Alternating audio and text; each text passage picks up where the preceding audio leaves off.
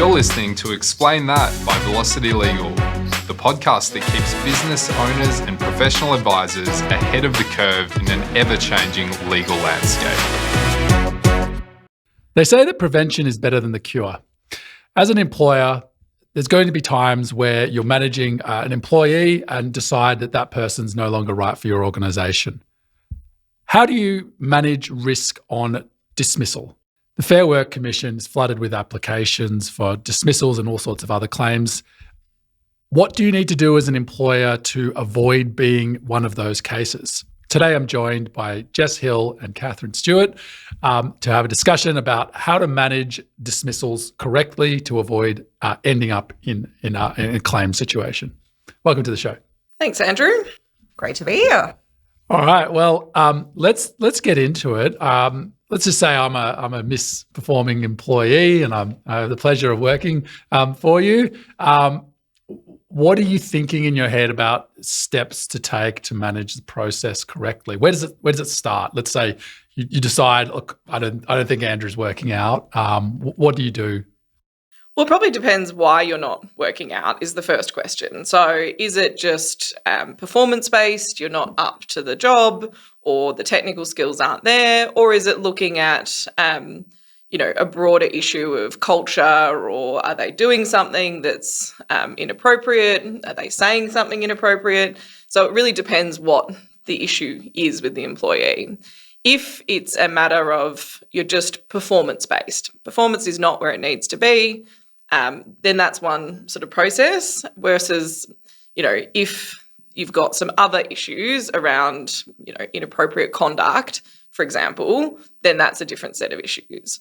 So in terms of a performance-based, there's a number of different ways to handle it. There isn't one answer. And that's the thing with the dismissals, that there's never one answer.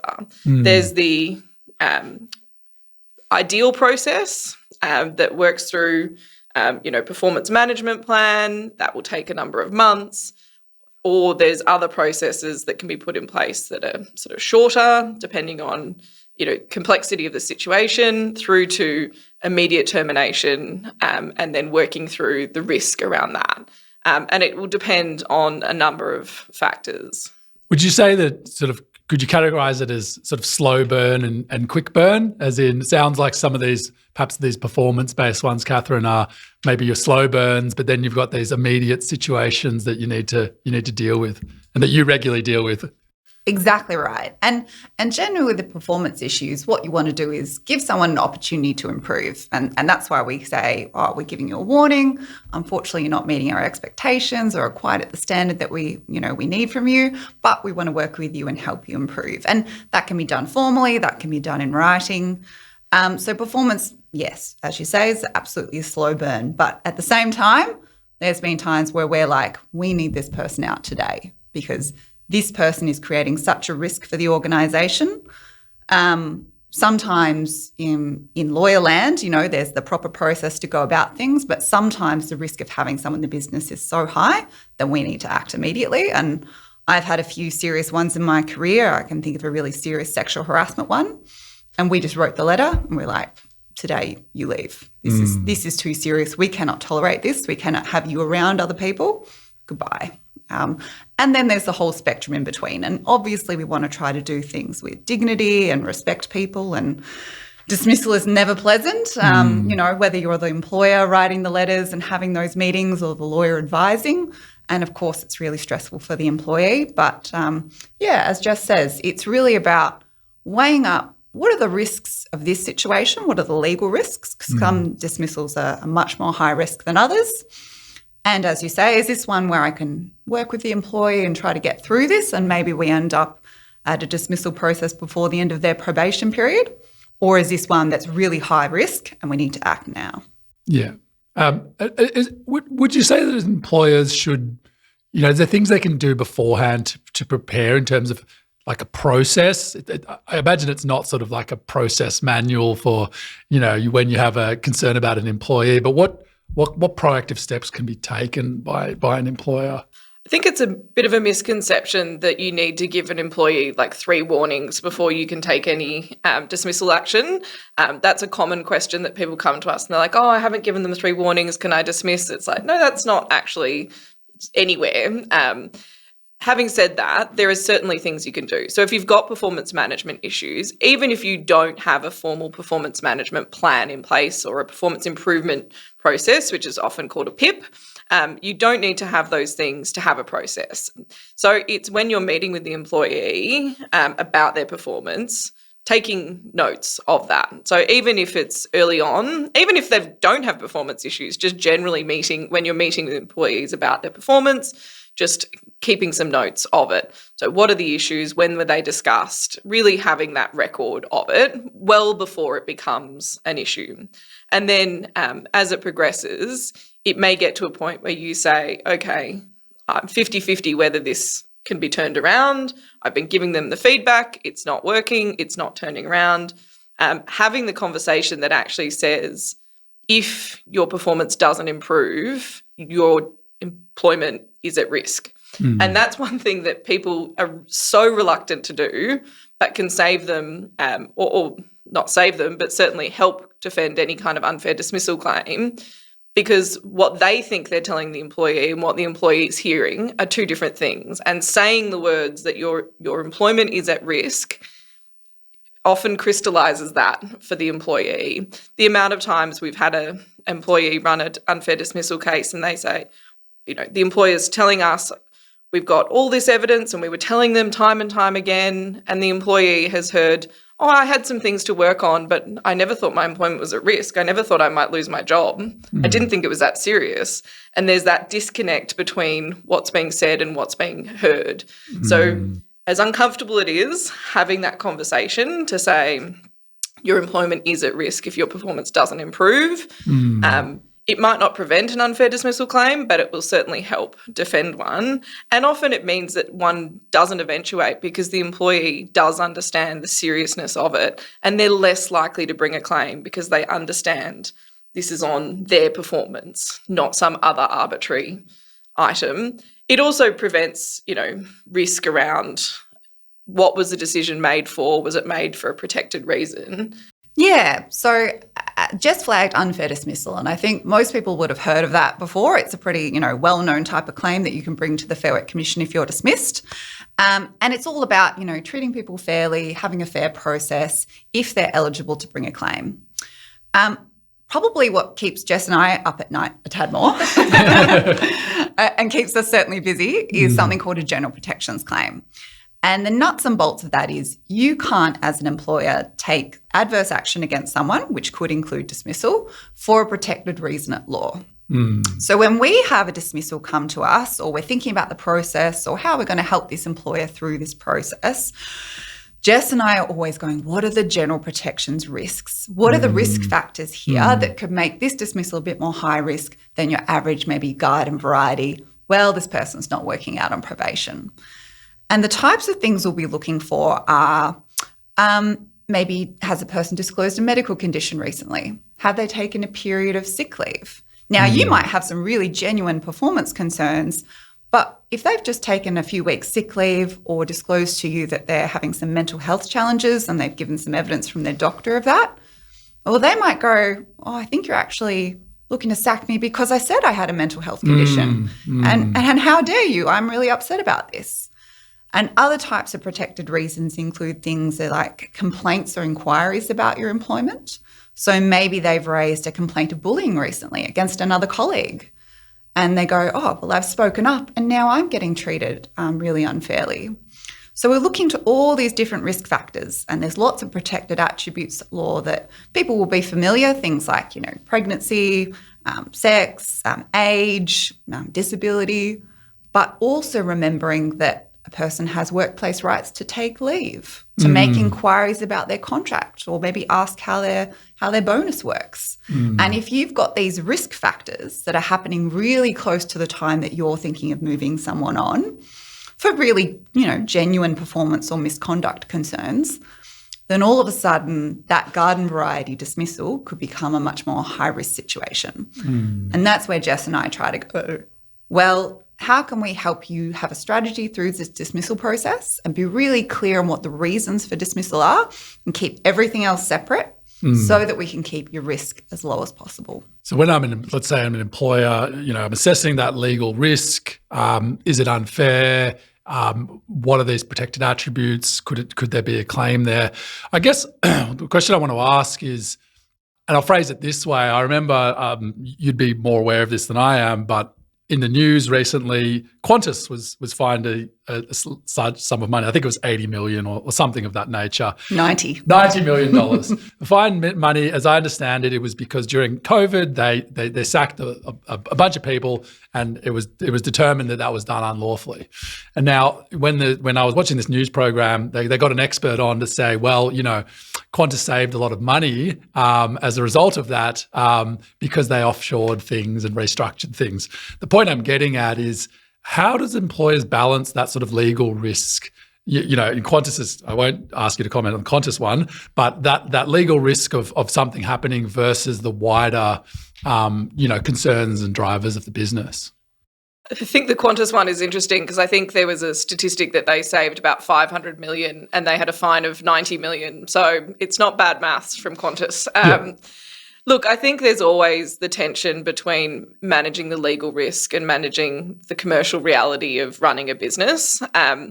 And depending on what the issues are, sometimes going through that slow, methodical performance management process isn't, realistic or isn't viable for the business, particularly for a smaller business. They just need to get someone in new who can do the job without, having to go through that performance management process. And so you don't need to do that process. There is always a possibility of going about it a different way, depending on what the issues are. There's also the possibility that the person has other risk factors. So have they been engaging in bullying conduct? Have they been engaging in sexual harassment? And that's a really different process altogether. So in those circumstances, we would be more often than not moving almost immediately to a dismissal process rather than a performance management issue that can be managed over time. But even with performance management, sometimes it's just a matter of saying, I don't think it's going to work. I don't think the person is going to be able to turn it around. I've given them that feedback, but maybe I haven't gone through the most robust process. Can I still dismiss them, or do I need to wait another month, another 2 months, another 3 months? And the answer is yes. It just means that your risk profile goes up a bit, but it can still be done. And one of the ways to manage that might be through what we call a show cause letter, or one of them might be by having the conversation about offering the employee a transition package and just bringing it to a head at that point in time. Now, transition packages, you can't force someone to sign away their rights. You can't force someone to sign. You typically do it by way of deed of settlement. But often if there's issues, you don't have the time to work through the performance management process, the writing's on the wall, you might be able to have the conversation with the employee to say, look, your employment is going to be terminated, but we appreciate that you need to find a new job. We'd like to offer you X amount to help transition you to a new job. Your employment ends sort of effective immediately. We'll pay you a notice and you can just move on. You can go find another job and we'll give you something extra to help with that. And that often is a way to bring it to a head from a commercial reality. And often it's more cost effective than running through a performance management process that might take months to run. Instead of costing you 2 or 3 weeks in salary, you've spent someone's been on a performance management process for 6 months. One is 6 months of salary. 6 months of salary, and you're still getting to the same end point. So having the consideration of whether you sort of be a bit more generous than what's contractually obliged to get to an outcome. So the question I wanted to ask was, let's say you did the performance improvement plan, the PIP. You say someone that their employment's genuinely at risk, and then you get they say, look, I'm really struggling mentally. Maybe that then turns into a bit of a bully. They feel like they're being bullied. What do you do? Are you sort of, as an employer, kind of boxed into a corner a little bit there, or? Employers often feel boxed into a corner, particularly when, and often you just touched on it perfectly, that you'll start this performance management process and the employer says, you're being unreasonable. I'm a great employee and I feel like you've set these unreasonable targets to me. I feel like you're always on my back. I just can't, do my job. I think this is bullying behaviour, and they'll, return with a complaint of their own. And what we do as lawyers is unravelling these legal issues. And often what we'll do is we'll try to separate them. We can say, no, this is a performance process to deal with genuine concerns that we have as a business, and it's our right as business owners to, help you work through those concerns that we have and improve your standard. We acknowledge your concerns, and providing they're not completely vexatious and unreasonable, we may hand those concerns over to someone else to consider if they have any merits. And so maybe you do have to, you can't as an employer ignore serious concerns of bullying and other behaviour, providing it, has some substance and and the employee's raising them genuinely. But what we do is separate the process and go, all right, these bullying concerns will be dealt with over here, and we'll look into them and see whether they have some merit or whether they warrant a genuine investigation. And sometimes they do. Sometimes there is some genuine bullying. But separately over here, we're continuing this performance improvement process, and maybe that will now be overseen by someone else in the business. So trying to separate the two and maybe putting a bit of sort of externality or other persons involved in the process. One question I wanted to ask was, is there sort of any different considerations between senior employees and more junior employees? Is it a risk question? Is there a different way you'd handle it? How do you go about those? There's certainly differences between them. So there is, in unfair dismissal, for a lot of employees, a high income threshold. And if you're over that high income threshold, you can't bring an unfair dismissal claim. And often the more senior employees will be in that category. It's not a hard and fast rule, because there are some employees that are award covered that the high income threshold doesn't apply. But it may be that you don't have that unfair dismissal risk, but it doesn't really move the needle in terms of a general protections risk.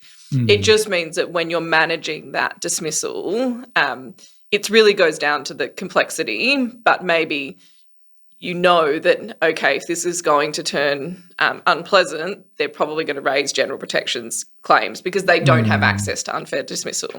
So often we will see employees who are sort of panicking, and they will raise a whole set of general protections issues that maybe don't have much merit, but they know they don't have any other pathway through to unfair dismissal. And that's the complexity around more senior employees, whereas more junior employees know that unfair dismissal is kind of an easier route, and they've got access to it, and so that's mostly the preferred outcome.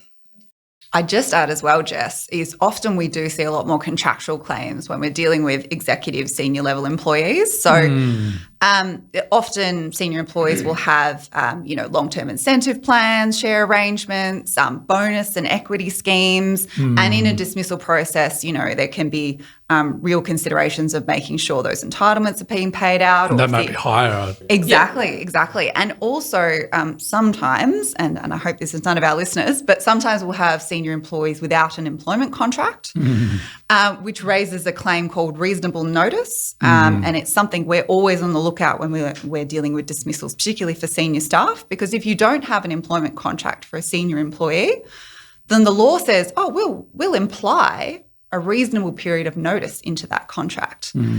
And the cases are very clear that depending on the seniority and age of that employee, that period of notice could be up to 12 months. So you may have a contractual entitlement to a 12-month notice period if you're trying to sack someone at a very senior level. So these are real risks. Makes a big difference. Yeah. I wanted to just turn the conversation towards policies and training. I can imagine with these quick burn situations where something's happened, some serious behaviours happen, let's say, I can imagine for an employer they're going to be on much better ground if they've had, policies and training about the reason why whatever they've done is unacceptable. Does that hold water, or doesn't really matter that much what policies say if someone's done something that's, clearly unacceptable? It definitely helps. What I would say, though, is that an employer shouldn't fail to take action because they don't have policies or procedures in place. So the actions are most often than not covered by some form of legislation. For example, sexual harassment. It is sexual harassment whether you have a policy or not, and you have an obligation as the employer to do something about it, whether you have a policy or not. Now, you should have a policy because that will help with things like vicarious liability and other things, and that's a whole different podcast. But having that policy will mean that you can lean on it. Yes. That typically, if you've got issues like that around sexual harassment or severe bullying, we would do what is called a show cause. So you may well suspend the employee. You'll issue them a show cause letter that effectively says, we reasonably believe that you've done these things, show cause as to why your employment shouldn't be terminated. A lot of the time, there isn't a sensible explanation, or there isn't an explanation that the employee can give that justifies the behaviour, and so the employment is terminated. It's giving that right of reply. Yeah. So it's always good to be able to give the right of reply. Sometimes it's just it needs to happen today, and we can't do that process at all. But if it can do that process, it's always preferred. But then it's saying, in that show cause process, if you can refer to a bunch of policies and say, well, this policy required you to do this policy required you to do this, you've breached those policies, that helps.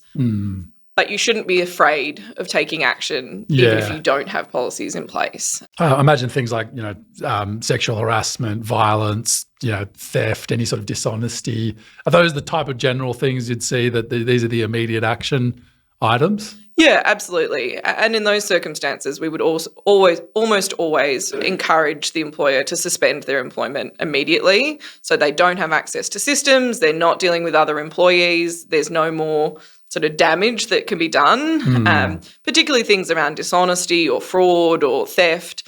You immediately want that person out of the business. Even if you're going to give them the right to reply, you want them out of the vicinity of the business, not dealing with other people.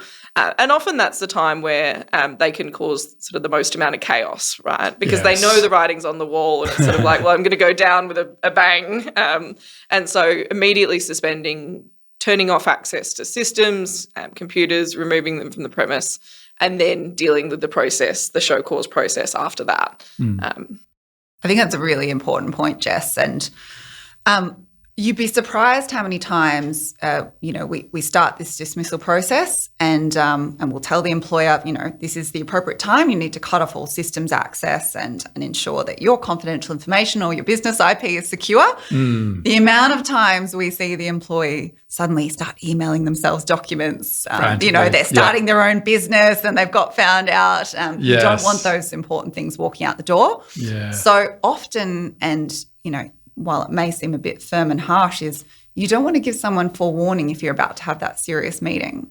You need to be mindful of protecting your own business assets, and maybe it's just calling someone in and going, look, we've got these serious concerns and we will be suspending your employment, and, we'd ask you to leave. And that won't be every situation, but some dismissals will warrant that process. And when you're assisting employers with this situation, is a typical process the employer will contact you, look, here's the situation, here's what I want to do, and then you'd sort of strategize with them around, okay, look, here's your legal risk and here's a few different ways to do it. Is that a rough overview? Absolutely. Yeah. So what we'll ask for is we'll look at the documents. We'll always look at the employment contracts, some information of what's gone on and what the problems are. We'll have a think of the legal risks at our end, because we're always trying to think, how do we prevent this claim? How do we stop that? Oh, there's no written contract here. That could be a bit of an issue. But then we come up with a strategy and help the client execute it. And usually it's just don't do anything until we get the strategy right. Because, you've got one shot at this, you're heading down a pathway and it could potentially end up, at the Fair Work Commission or some other type of legal claim. Let's get the steps in place and then we'll go ahead. Having said that, we will often execute those strategies within a number of days, if not the same day, the day after. Doesn't mean that they're slow. Yes. Because you can't sit on them. If Yes. you've got a serious sexual harassment claim, you can't just say, oh, okay, I've got to wait for my lawyer to come back to me and I'll just leave the person there for 3 to 4 days while we figure it out. Yes. Often we'll get a client who calls and they're often in a bit of a panic to say, what do I do? We'll come up with that strategy. We'll have a look at the documents, but that will happen often in a number of hours, if not, days, to bring it to a head quickly, because you don't want to be sitting on those sorts of issues.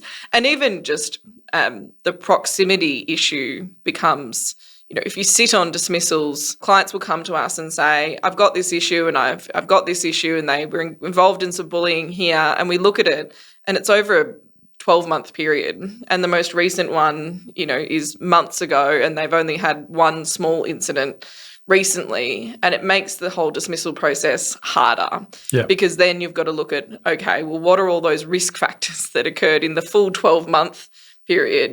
Did they also make a complaint? Did they also, take leave? Did they also, bring issues around their contract or a bonus, things like that? So not sitting on serious issues for a period of time and acting swiftly, even if the risk profile goes up, it's often better than sitting on them for too long. And yes, you've gone through a process, and yes, you've managed, your risk to a degree, but it's a bit of a false economy often. And often it can cause problems. If someone sees the writing on the wall, they may decide to take a period of sick leave, and then you're dismissing someone who's on sick leave, and that adds a whole other layer of challenges. So not sitting on issues is always better, or at least having the conversation to get the advice, to get the strategy, and not just ignoring problems until they blow up. If I can summarise, I think what I've learned is as an employer, if I've got an issue regarding the conduct of someone, I'm thinking about dismissing them, don't do anything without a strategy. Speak to a lawyer to work on that strategy. That strategy should cover legal risk, but also consider practicalities and things outside that. Don't dawdle, implement quickly.